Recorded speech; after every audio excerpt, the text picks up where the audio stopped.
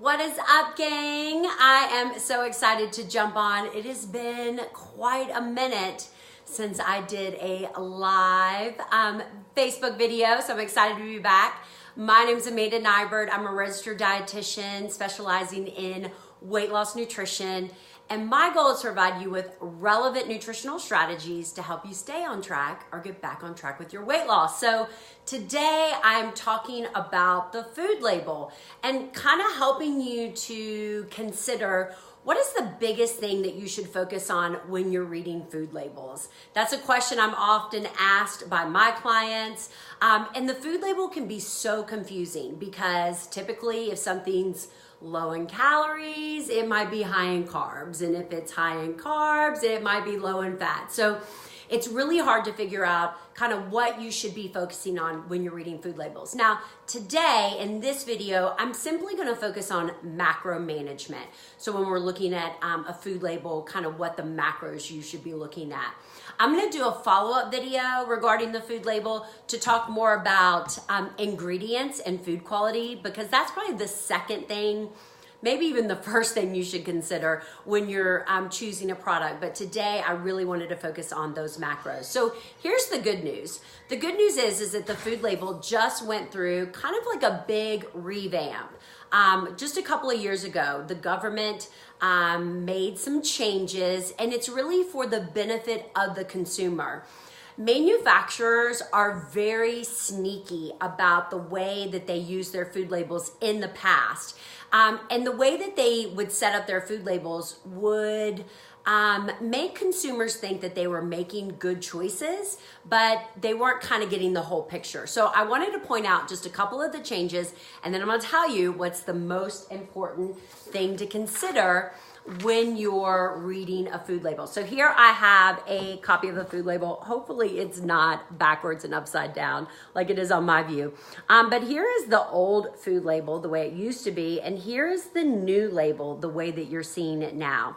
Couple of things to remember. Food labels are always for the serving size. They're generally not for the entire package.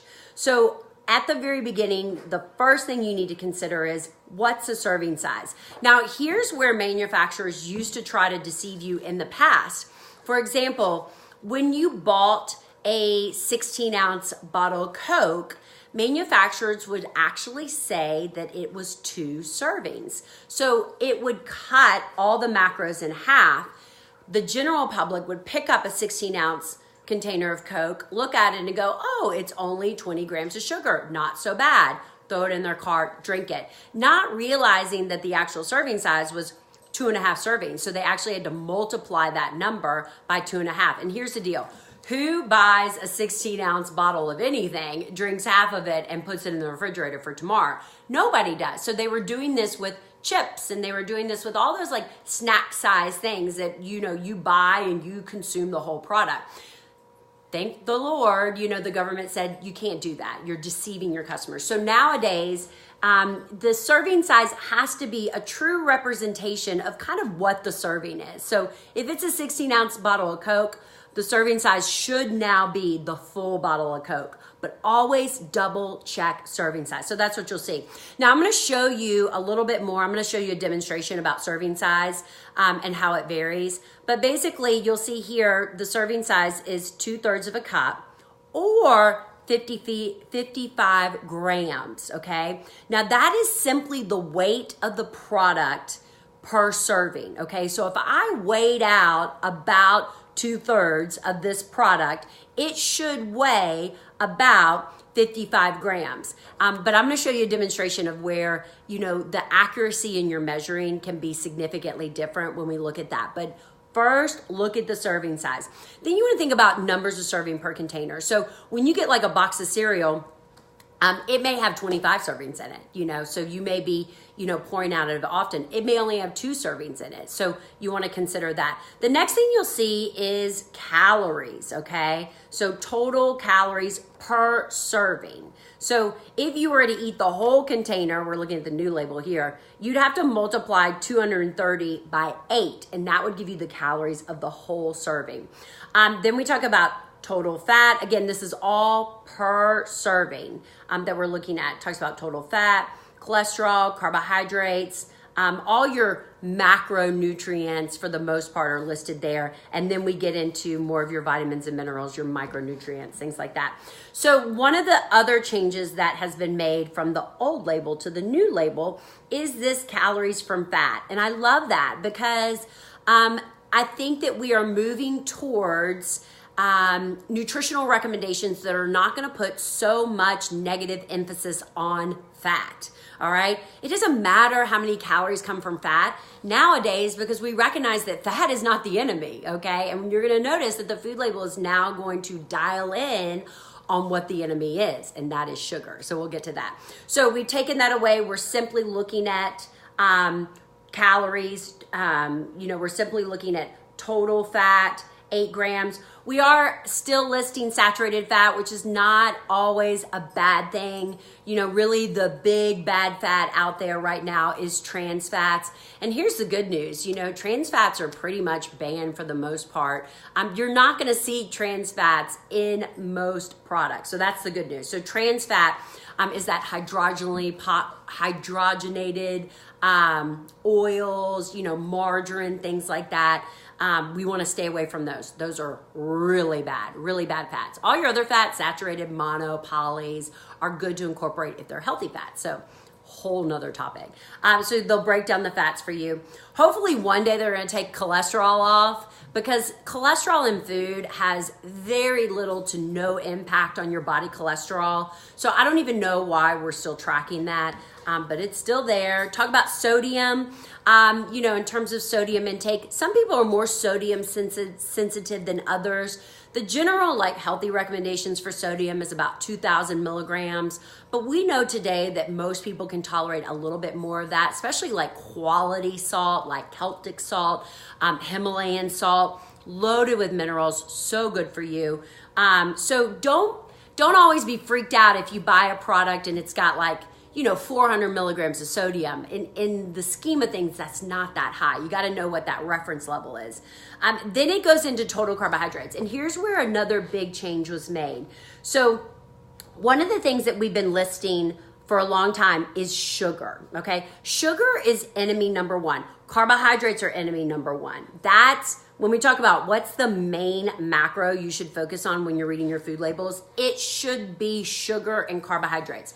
Now, I always encourage my clients to focus more on carbohydrates because you'll notice on the food label, your dietary fiber, your total sugars, and now they're forced to talk about added sugars, are included in that total carbohydrates. A lot of people don't realize, but a slice of white bread has a higher glycemic index than the equivalent of carbohydrates in table sugar. So white bread stimulates more blood sugar response, more insulin response than the equivalent of table sugar. So remember that, carbohydrates are what we need to focus on, especially when we're talking about weight loss, when we're talking about weight maintenance, and then when we're talking about the management of diabetes, even hypertension, cholesterol, triglycerides, all of that is all about carbohydrates and sugar. So that's the big thing that we want to focus on. And I'm going to get back to that in just a second. But what I want to add is the fact that manufacturers are now forced to disclose how much added sugar they're putting in their products. Because here's the deal. Sugar elicits a really positive response in our brain. The more we eat it, the more we crave it. So manufacturers will alter the ingredients of their food in order to make us crave it and want it more. And one way that they do that is by adding extra sugar. MSG is another really big additive that has this kind of addictive factor. It tastes so good. We want to eat more when we consume it. So the fact that manufacturers are now being forced to disclose the amount of sugar they're adding, not that occurs naturally, because that's the difference. So when you look at this product, total sugar is 12 grams, but the manufacturer has added 10 extra grams of sugar to this product to make it sweeter, to make it taste better, to make you want it and crave it more. So the more manufacturers are forced to document this, guess what they'll do? I promise you, they're not going to use as much. They're going to start taking out more because we now know, this product only has 2 added grams of sugar. You're putting 10 more in there, bumping up the carbohydrates, bumping up the calories, and making me crave it and want it more. So that's a really good thing for us, okay? And I think that that's really important to kind of look at, like, especially when you look at like cereals and, the things that we feed our kids. Look how much added sugar manufacturers are putting into that. And that's what we want to focus on, is trying to reduce carbohydrates and reduce sugar. So I'm really excited about the fact that manufacturers are now forced to disclose that information.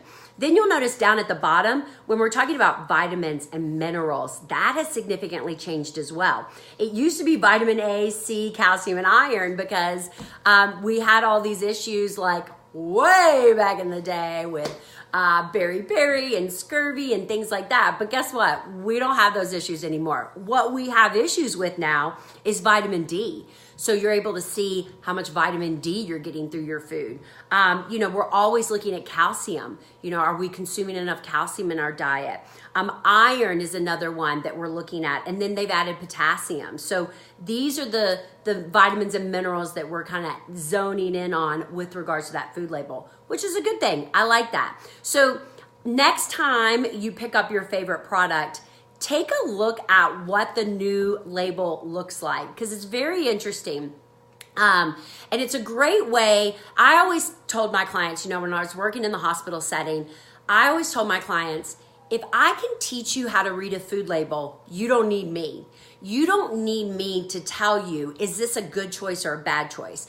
And what you want to zero in on is total carbohydrates, okay? Because that's what is really impacting those weight loss hormones. The hormones that make you store fat, insulin, and managing, the things that help you lose weight, which is like glucose. So when you're picking a product, that's the macronutrient I would focus on the most, is total carbohydrates. Now, in general, most average people need about 150 carbs a day. Obviously, that's a very across the board number. Everybody's going to vary depending on activity level and things like that. But let's take 150 as an example. If we're looking at consuming 150 grams of carbs a day, which is totally doable, like that is not a low carb diet, and that is a manageable carb intake, and it will help you manage your blood sugar and manage your insulin levels, appropriately.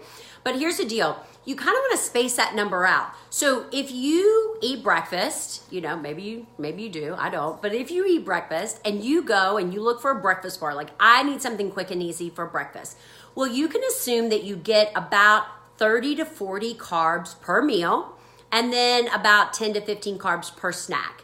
If you're doing 3 meals, you can do 50 carbohydrates per meal. That's best case scenario. The less we're snacking, the better. So let's say we're doing 50 carbs. So if you pick up a bowl of oatmeal or you pick up a breakfast bar and it's got 75 grams of carbs, put it back. That's not going to be a good choice, okay? That's going to put you over your limit for the day. But if you grab, a breakfast bar or a bowl of oatmeal or whatever, and it's got maybe 25 grams of carbs, that's not a bad option. Same thing with snacks, and I love to use this with snacks. I typically try to make sure my snacks are somewhere between 5 to 15 carbs max. And so if I pick up a traditional snack and it's got 30, 40 carbohydrates, I ain't touching it. If I pick up a snack and it's got, 5 to 10 carbohydrates, it's going in the buggy. So that's just a really great way. If you try to focus on everything, if you try to make your calories perfect, you try to make your fat perfect, you try to make your protein perfect, it's so much harder. So put your emphasis where it means the most, and that is in total carbohydrates. Simple as that. I always say, if you can manage your carbohydrates, you're in good shape. So I want to give you a couple of examples, because here's the deal. I did that restaurant class in Frankfurt and Midway last weekend, and it was awesome. I wish you guys would have come. It was free. You could have. I know, well, you're not all in Kentucky, so that's okay. But one of the things that somebody asked, we were looking up things, and one of the things that somebody asked me was, she drinks the green smoothie from Panera. We were looking at the smoothies. And she was like, it's only 200 calories. So I thought it was a good choice. And I mean, yeah, that's about right. You know, breakfast should be right around, 200-300 calories. So if you're just looking at calories, it would be a great option. If you're just looking at fat, it would be a great option because it actually had 0 grams of fat. But when we looked at carbohydrates and sugar, it had 52 grams of carbohydrates. I think it had like 48 grams of sugar. So out the door, like all of a sudden that green smoothie ain't good at all. And that's why I love to, pick up things like this, like these like little juices and stuff. Because here's the deal. So many people, and I see this over and over, in the hospital setting. I see this in my own clients. You're trying to make the right choice. Like you're literally trying to do good, okay? And so that, green vegetables are good for you. You've heard that juicing is good for you, So you go to the store and you see this type of stuff where it's talking about, the green goddess packed with antioxidants, the green machine, no added sugar. Like I love that. Can you see that? No added sugar. So you're like, oh, this has to be so good for me.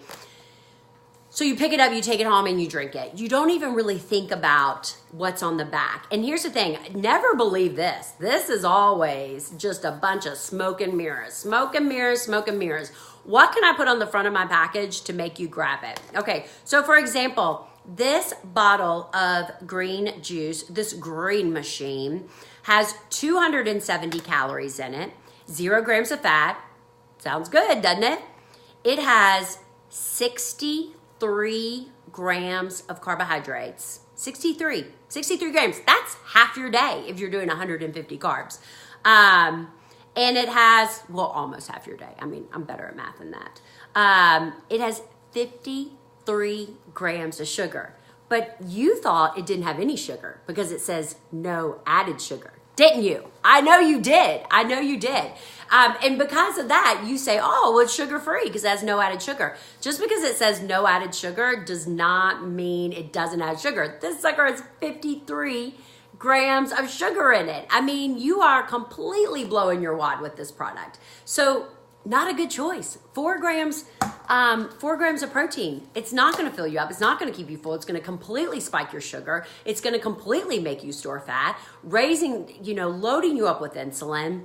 There's nothing nutritious about something like that. Same thing with this one. So again, another 100% fruit juice. I love that one too. This one says the same thing. 100% juice, 100% veggies, 100% fruit. It's got to be good for me, right? It's got to be good for me. Now, here's the tricky part about this one. This is the one I love. So the serving size for this one was 1 bottle. The serving size for this one is 2. Now, who's going to buy this and drink half of it and put it in their refrigerator? Nobody. Look how little it is. It's only 15 ounces. You're drinking the whole thing. So in very small print, it says servings per container too. But I promise you, 50% of consumers miss that, okay? So in one serving, there's 30 carbs. So you pick it up and you're like, oh, not too bad. I get 50 carbs. I get 150 carbs a day.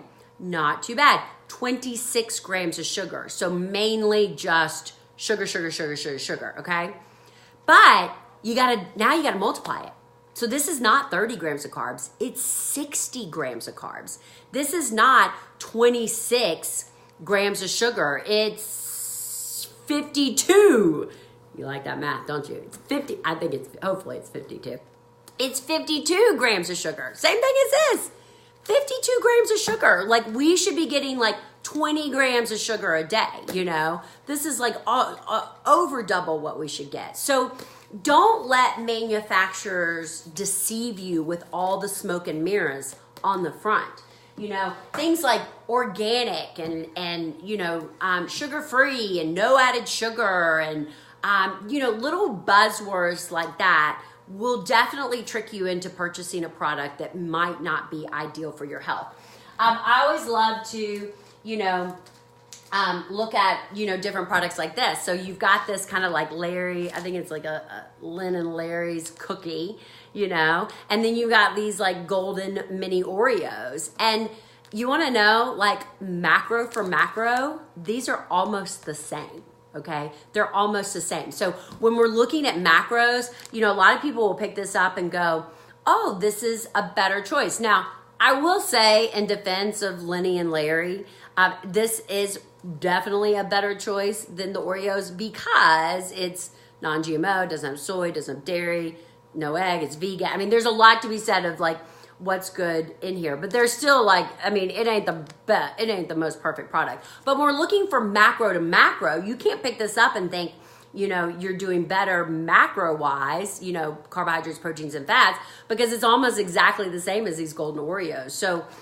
29 grams, 9 cookies versus a half of a cookie. That's the other thing. So, you know, you buy this cookie and you think, oh, it's 1 serving. Nope, the serving size is 2. So it's half of a cookie is 31 grams of carbohydrates. So that means this whole dang cookie is 62 carbohydrates. Got a lot of better things I'd rather spend my carbohydrates on.